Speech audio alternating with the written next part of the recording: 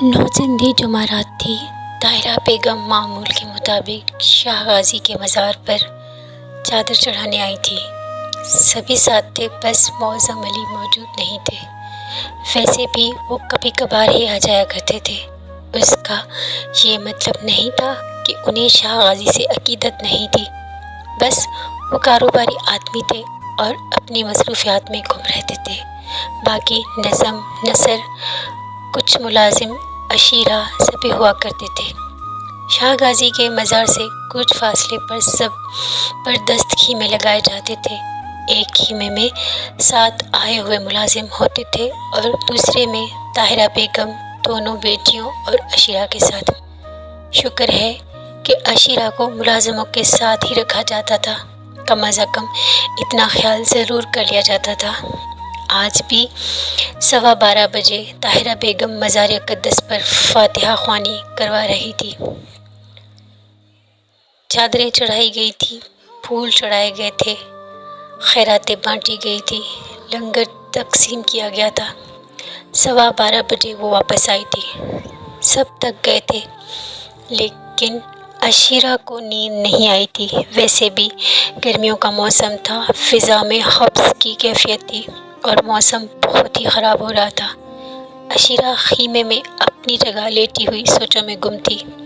माजी की याद ज़िंदगी का सरमाया होती है और सही मायनों में ये याद इंसान को ज़िंदा रखती है, चाहे वो तल्ख़ हो या फिर खुशी से भरपूर। इंसान ज़िंदगी की मीरास होती है।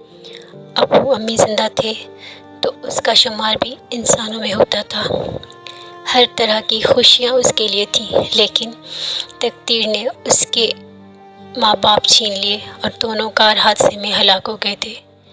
अशीरा ना समझ थी, लेकिन फिर भी न जाने क्यों उसे काफ़ी दिन तक ये एहसास रहा था कि अम्मी अबू इस तरह नहीं जाएंगे, कुछ न कुछ हो जाएगा, वो वापस आ जाएंगे। मगर एक मासूम सोच थी, जाने वाले भला कब वापस आते हैं। उसे बड़ी तन्हाई का एहसास हुआ, लेकिन उसका कोई हल उसके पास न था। आज़म अली भाई पर जान निसार करते थे। मौज़म अली भी बुरे इंसान नहीं थे, लेकिन उनकी बेगम ताहिरा बेगम मिजाज की सख्त मिजाज की औरत थी और ताहिरा बेगम की कभी अशीरा की वालदा उमेरा से नहीं बनी। लेकिन उमेरा बेगम अच्छे मिजाज की खातून थी। उन्होंने कभी अपने शौहर को तमाशा ना बनने दिया। अच्छे लोग शायद दुनिया से जल्दी ही चले जाते हैं, अलबत्ता वो अशीरा को बेयारो मददगार छोड़ गए थे। ले देकर अशीरा की सिर्फ दादी अम्मा ही थी जिन्होंने अशीरा का बहुत ख्याल रखा था और उनकी ज़िंदगी तक ताहिरा बेगम अशीरा के साथ कोई बदसलूकी नहीं कर सकी थी। जैसे ही दादी अम्मा का इंतकाल हुआ, ताहिरा बेगम ने अपने पर निकाल लिए। शौहर उनके कब्ज़े में ही थे। मौज़म अली की ये मजाल ना थी कि बेगम के अहकामात की खिलाफ वर्जी कर सकें। घर में नौकर चाकर थे, लेकिन ताहिरा बेगम के दिल की घुटन ऐसे सुकून नहीं पा सकती थी। चुनाचे उन्होंने अशीरा को घर के मुलाजिमों से भी बदतर बना दिया था। उसके साथ देखने वाले भी पनाह मांगते थे। उनके दिल में ऐसी क्या नफ़रत बैठी हुई थी। गालिबन ये भी था कि उमेरा बेगम निहायत खूबसूरत थी और उनके मुकाबले में ताहिरा बेगम कुछ भी ना थी। ऐसे ही उन दोनों की बेटियां नज़म और नसर भी थी। बेशक जवानी में तो सभी खूबसूरत हो जाते हैं, लेकिन अशीरा को अल्लाह ताला ने वो हुस्न दिया था कि देखने वाले अशश करें। खूबसूरत माँ की खूबसूरत बेटी थी और सच्ची बात यह है कि अपने आप से मुकम्मल तौर से बेनियाज सादा से मिजाज की हामिल उसकी ये सादगी ही उसे ले डूबी। अम्मा जी ने अशीरा का बहुत ख्याल रखा था और उनकी ज़िंदगी तक ताहिरा बेगम अशीरा के साथ कोई बदसलूकी नहीं कर सकी थी।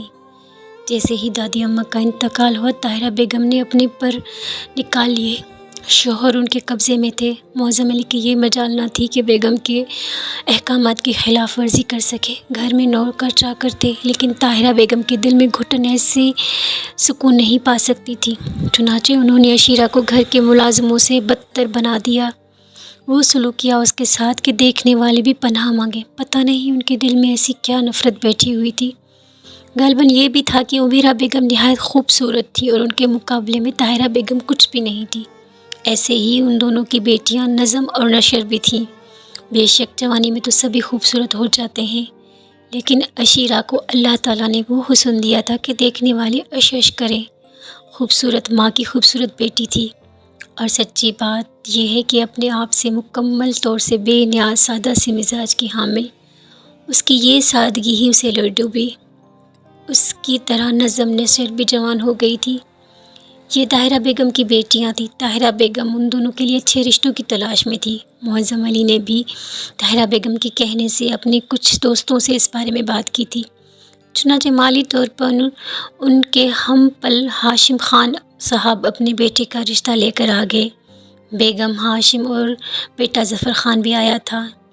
نظم اور نثر دونوں کو بنا سنوار کر سامنے لایا گیا تو ہاشم خان نے مسکرا کر کہا، آپ نے بیٹیوں کے نام خوب رکھے ہیں، سمجھ میں نہیں آتا کہ آپ کی نظم زیادہ خوبصورت ہے یا نثر، دونوں آپ کی ہی بچیاں ہیں۔ معظم علی نیازمندی سے بولے، اتنی دیر میں عشرہ کولڈ ڈرنک لے کر آ گئی۔ ہاشم خان اور خاندان اسے دیکھتا رہ گیا۔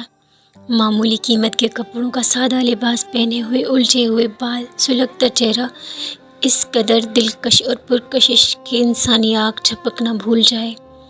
پرکشش جسامت کولڈ ڈرنک سب کو پیش کیا، پھر ایک بار بھی نگاہ اٹھا کر کسی کو نہ دیکھا، اسی طرح گردن جھکائے چلی گئی اور سب دیکھتے رہ گئے۔ خود ہاشم خان نے پوچھا، یہ کون تھی؟ طاہرہ بیگم چونک پڑی۔ انہیں ایک دم سے احساس ہوا کہ ہاشم خان کے لہجے میں ایک عجیب سی کیفیت تھی۔ جلدی سے بولی، وہ